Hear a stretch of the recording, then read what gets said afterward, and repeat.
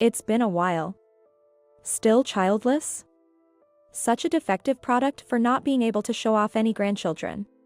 Betty and I have had our ups and downs in the past, but even now, thinking back on it, it still makes my blood boil. After all, the harassment I've faced from her about not being able to have children has been excessive. I don't know how desperately she wants grandchildren, but I really wish she would stop blaming me entirely for not being able to have children. To call someone a defective product is such a cruel way to put it. In a way, it's almost impressive. I'm currently at the park. And I'm not alone. My child is right over there. You should have seen the look on Betty's face when I said that. The grandchild she had been longing for, almost desperately, was right there. But reality is cruel. She hasn't realized that what she has done is coming back to haunt her, which is quite naive of her. It's about time she realized. I won't let her pretend to forget now. My name is Amy, and I'm a 45-year-old homemaker this year. I love children, and I got my teaching license in college and worked as a teacher at a public elementary school. Being a teacher had its tough moments, but there was also joy in being involved in the children's growth, which made me feel like it was my true calling. I was immersed in my work, but one day a childhood friend introduced me to someone. That was how I met John, who would become my husband. John was 25 at the time. He had graduated from university and was working as a social studies teacher at a middle school. He seemed to be struggling with the lack of romantic opportunities while working at a middle school. He hadn't really dated much, focusing on his studies during his university days. He mentioned that wanting to try dating women was what prompted him to talk to his friend. Although the ages of the children we teach at elementary and middle schools differ, being teachers, it was thought we'd be a good match and have a lot in common.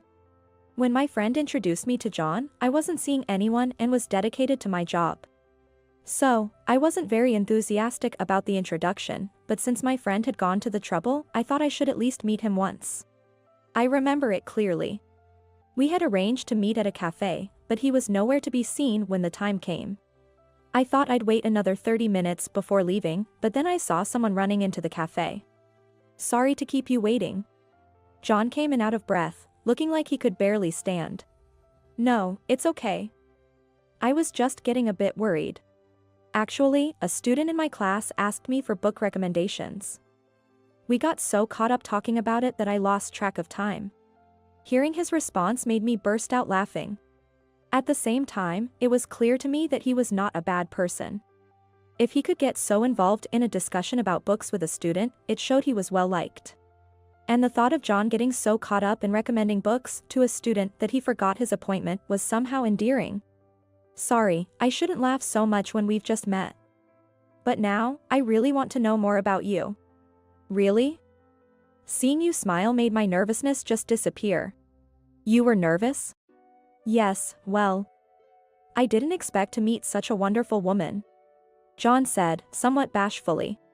Oh, stop it. I'm almost 35, you know? I'm probably quite a bit older than you. I'm 25 now, but age doesn't matter to me. From there, John and I began to have deeper conversations, trying to understand each other. His passion for work, his compassionate nature, and most of all, the respect he commanded from his students became evident. It seemed that John also thought highly of me. It's only been a short while since we met, but I'd regret it if I didn't say this now. Would you consider a relationship with me? With marriage in mind? John, his face flushed, stared at me intently. I was set on my decision. With you, I think we could have a good relationship. I also have the same feeling as you. The time I spent with John was truly enjoyable. Even outside of our dates, I found myself wishing to be with John more, and it was then that he proposed to me. Since the first time I met you, Amy, I've always wished we could be together forever. Will you marry me? Yes. I feel like I can be happy with you, John. I answered without hesitation. After meeting each other's parents and completing all the formalities, it was decided that John and I would get married. To think I, who was so focused on my career just a while ago, would be getting married and starting a life with someone I love. In preparation for our marriage, we discussed our future careers and the possibility of having children. One of the reasons I fell for John was his respect for my thoughts and life choices. I want to continue working even after we get married. Above all, I love my job as a teacher. I can tell that much, Amy. But what about children? Personally, I'd like to have them if possible, but when it comes to actually having them, I want to respect your wishes. Of course, I want children too. It might be tough balancing work and family, but I hope we can have a child sooner rather than later. John and I agreed to try for a baby while managing our careers as best as we could. This is something beyond our control, a blessing we hope to receive. However, we were oblivious to the brewing storm that was about to disrupt our peaceful life. I'm off to the extracurricular activities for a bit. Okay, you'll be back by dinner, right? Take care. After seeing John off, I was having coffee alone in the living room when the doorbell rang. Oh, Amy. Hello? Ah, Betty, hello. John's at school for extracurricular activities. Is there something you need? At that moment, John's mother, my mother-in-law, Betty, seemed a bit disappointed, but she quickly turned to face me and suddenly said, "It's almost been a year since you got married, hasn't it?" "Yes, it has." "Thanks to you." "That's not what I mean. Before taking care of other people's children, you should have your own.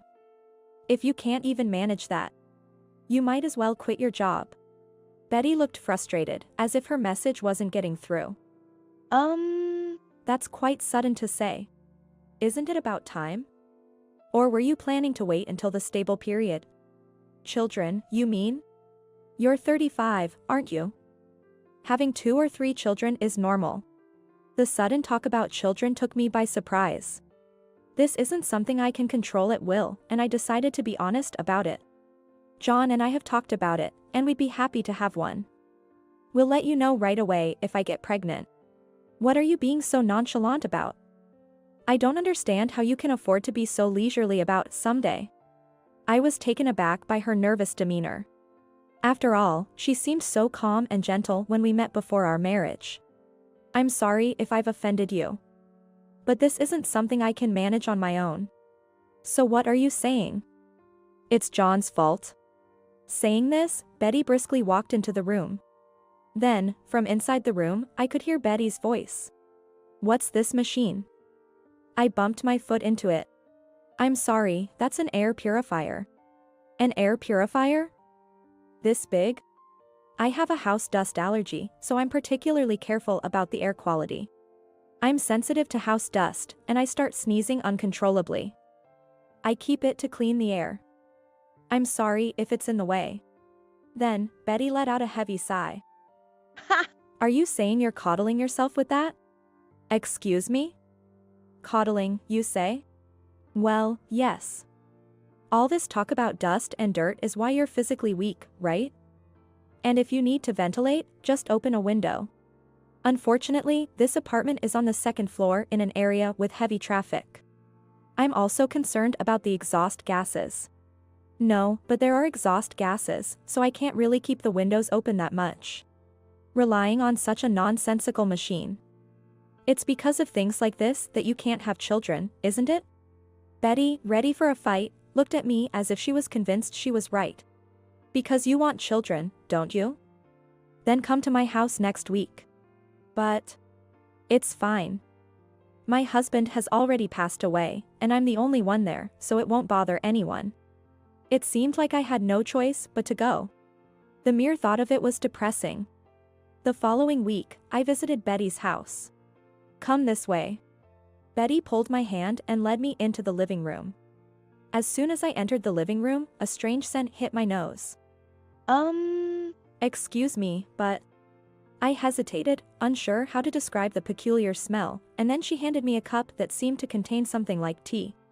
Here. This tea is supposed to help regulate your body and make it easier to conceive. Am I supposed to drink this? What about yours? I'm not drinking it. They say good medicine is bitter, so I'm making myself be the bad guy by making you drink it. The strange color and scent made it seem impossible to drink.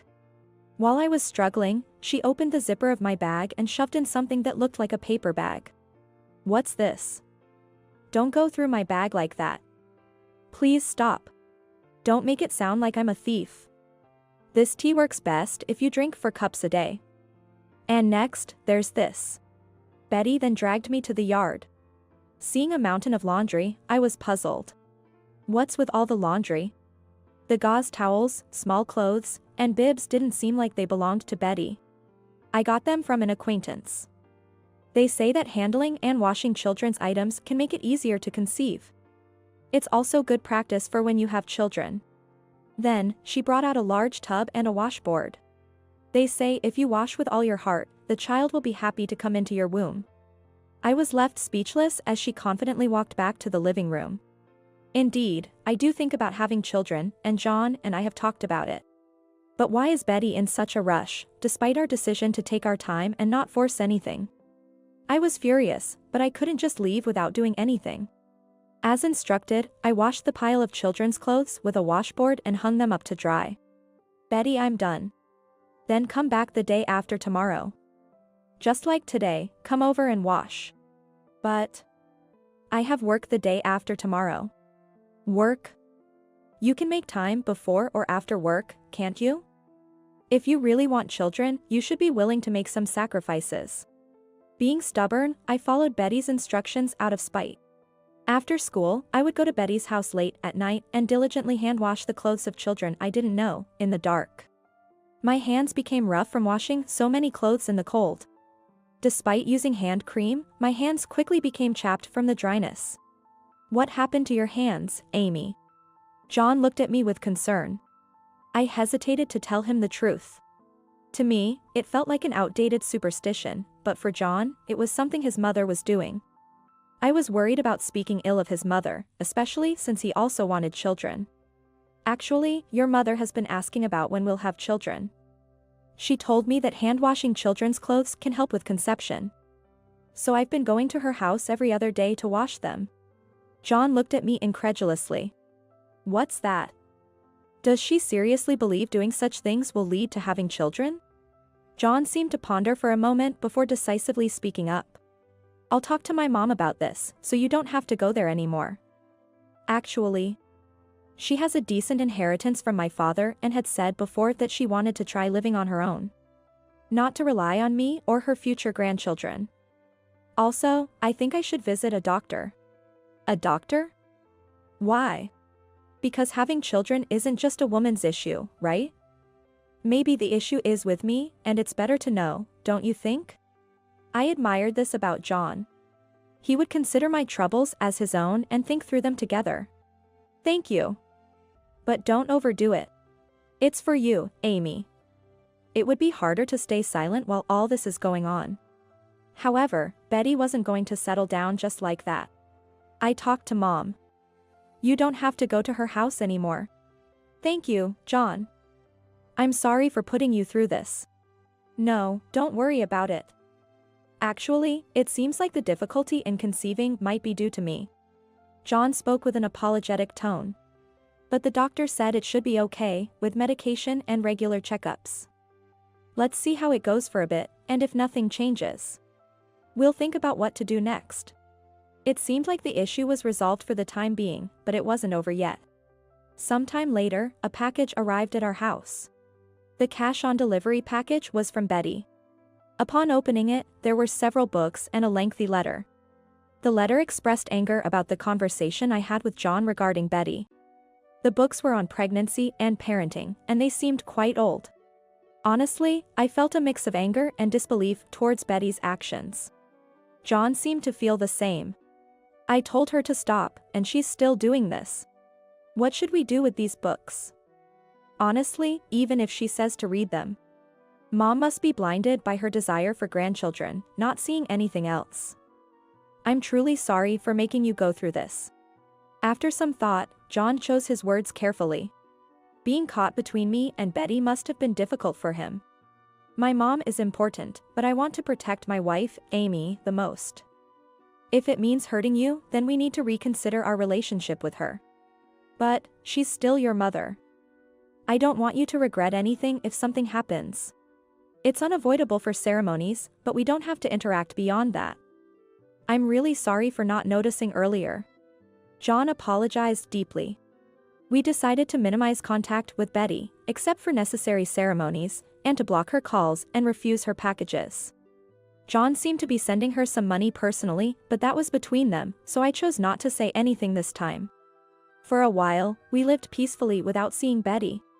John said, stress is the worst for your health, and keeping distance from her might have been for the best. It was about a decade after Betty's problematic behavior. I was leisurely sitting on a park bench, sipping coffee.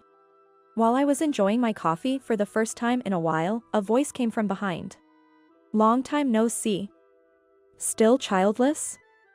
Such a defective product for not being able to show off any grandchildren.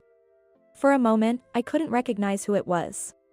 But even though she had become much thinner and smaller, it was Betty. To demean someone as a defective just like that, some people really don't change over the years. Her scornful gaze made the warm coffee I was savoring suddenly taste cold and bitter. It was a stark reminder of how emotions can drastically alter our sense of taste. Betty. What's the meaning of not showing your face? You didn't tell John anything unnecessary, did you? It's not like I meant to. Betty said, poking the ground near my feet with her cane. What's your intention, going so far as to avoid your husband's mother like this? While nagging incessantly, she scrutinized me from head to toe. Sitting here all elegant in the park, sipping coffee by yourself, you must feel pretty good, huh? Since the day Betty commanded me to wash a stranger's baby clothes, nothing about her has changed. And yet, I had spent the last 10 years peacefully without encountering Betty. I wish we could avoid meeting, but I gathered my courage and spoke up. My children are right over there. Betty appeared momentarily puzzled, but then burst into raucous laughter. She was laughing so hard, showing her teeth, as if she was about to roll on the floor laughing. Is the idea of me having a child that ridiculous to her? Betty must have always assumed that it was impossible for me to have children. That's probably why she feels comfortable behaving this way. It's her prerogative to believe that happiness comes only with children, but I wish she wouldn't impose her values on me. Then, suddenly turning serious, she glared at me. I braced myself for what she might say next. What a sudden claim. Aren't you significantly older than John? There's no way you could have children. Indeed, I am older than John, but it's unfair to be so categorically told that I can't have children. After all, there are many couples with age differences who have children without issue, even later in life. I took a deep breath, ready to express my feelings. So? Then, Betty placed her index finger on my lips. With her finger raised pointedly, she glared at me as if to say, don't say another word. So you should have just done as I said. I don't know what you told John, but you made him run away by saying unnecessary things. A cursed person like you couldn't possibly have children. I felt the weight of Betty's pressure intensely. After 10 years of estrangement, it was honestly frightening.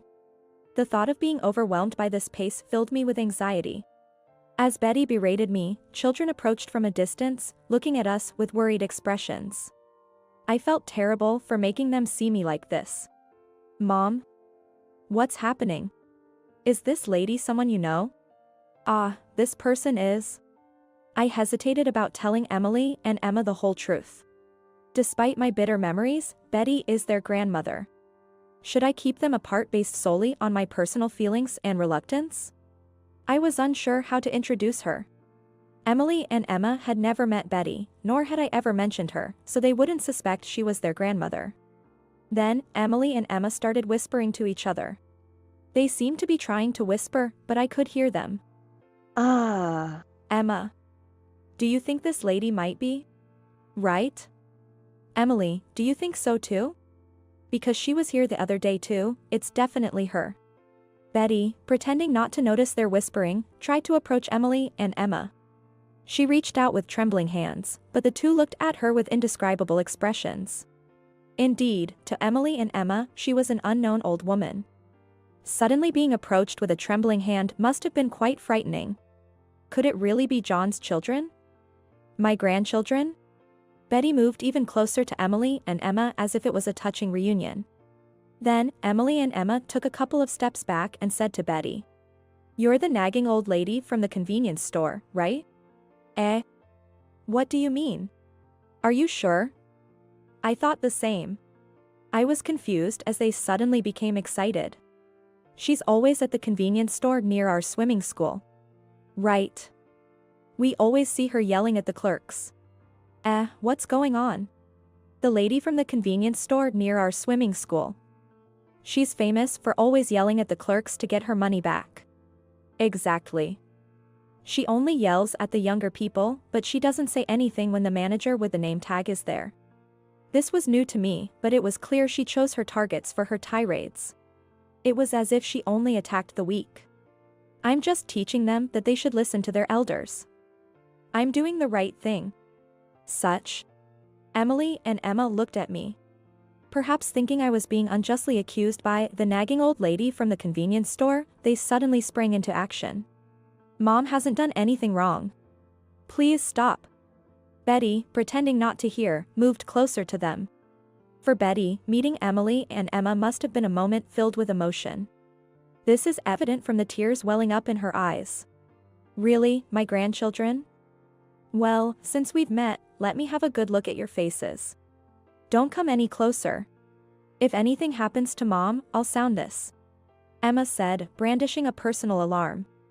Seeing the brightly colored, large personal alarm, Betty seemed to shrink back. Anyone would be taken aback if threatened with the sounding of an alarm. It's not often that a grandmother is treated like a suspicious person and faced with a personal alarm by her own grandchildren. I instinctively tried to ensure the safety of the two. Then, Betty began to tremble violently. Such. The shock must have been great for her, being treated as a suspicious person by her long-awaited grandchildren. Betty, trembling, seemed much smaller. However, what concerned me more was something else. I decided to press further and started a conversation with Betty. According to Emma and others, you keep demanding refunds at convenience stores, right? Why is that? Well, because I'm being given stuff that's just not usable, and it's a hassle. Betty suddenly became defiant. She spoke as if she hadn't done anything wrong at all. I decided to ask Betty the very question she would least want to hear. Are you having money troubles, Betty? Is that why you can do such embarrassing things in public? What? Embarrassing? How dare you speak to your elder like that? She thinks she should be respected, which is why she can say such things. But she didn't seem to like that I hit the nail on the head and appeared somewhat flustered. But usually, people would be too embarrassed to be so bold with just the young clerks. You're quite something to not feel that, Betty. Enough. Be quiet. Betty gritted her teeth in frustration. Then, Emily made a curious remark. This person always comes in with an empty container, demanding a refund and yelling loudly. That figures. Waving an empty container and shouting about it must be quite the scene. What? What are you planning to do with an empty container? I don't really know. But she was saying something about doing this to a penniless old person. I realized these were the children's words. Are you in financial trouble by any chance? Yes. It's awful, getting old and running out of money. As far as I remember, Betty's house was overflowing with branded items. She probably squandered the entire inheritance from my father-in-law. It must be hard living in financial difficulty. If you understand, could you send me a little money? $1,500, or even $1,000 would do. I dodged Betty's approaching gaze and said, I must decline. What? After all that has happened, expecting help now is a bit much, don't you think?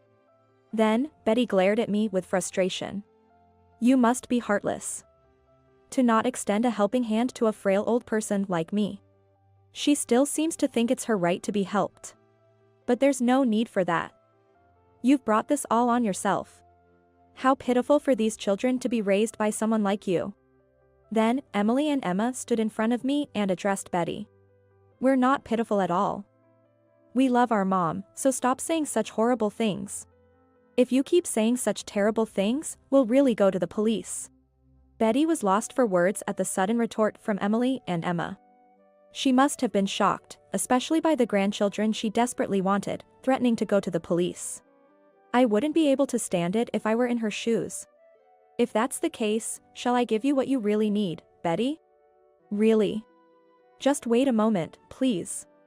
I ran to a nearby store and came back with something. What is this? Do I look old enough to need something like this? I placed adult diapers in front of Betty. The package, boldly labeled Comfort Care Diapers, was enough to intimidate Betty. Betty's face turned beet red with anger. Her face was so red, she looked just like a boiled octopus. Do you remember making me wash baby clothes until my hands were chapped? Saying it was a practice and a prayer for when you have kids, even though I couldn't have children? Betty looked somewhat uncomfortable. After mumbling for a bit, she whispered softly. I did it thinking of your well-being, and I really wanted a grandchild. All my friends had grandchildren. And I was the only one left out. So, it's the same with me then. For your sake. And wanting a grandchild just because others have them, is that a child's mentality? Betty glared at me, clearly frustrated. Treat someone like an old person or a child, and you'll see what happens. It's quite convenient for you, isn't it? Okay, for you but not for others. Then, I heard John's voice from behind. He had come upon us by chance. You're not still harassing Amy, are you? Harassment? That sounds terrible. It was just a little. I explained the earlier conversation to John. It seems your mother is out of money. She's been causing trouble at the local convenience store. When I visited her house before, it was filled with branded bags and wallets. John's usually calm expression turned stern. Mom. Weren't you the one who said you'd live off Dad's inheritance without bothering anyone? And didn't you promise not to approach Amy anymore? No. Seeing Amy was just a coincidence. How could it be a coincidence? In such a large park, and a children's park at that, running into Amy just by chance, who would believe that? Betty fell silent. John had hit the nail on the head. You've always loved buying branded items, are you still doing that? Well, I just bought bags and shoes to match the occasion, and it kind of added up.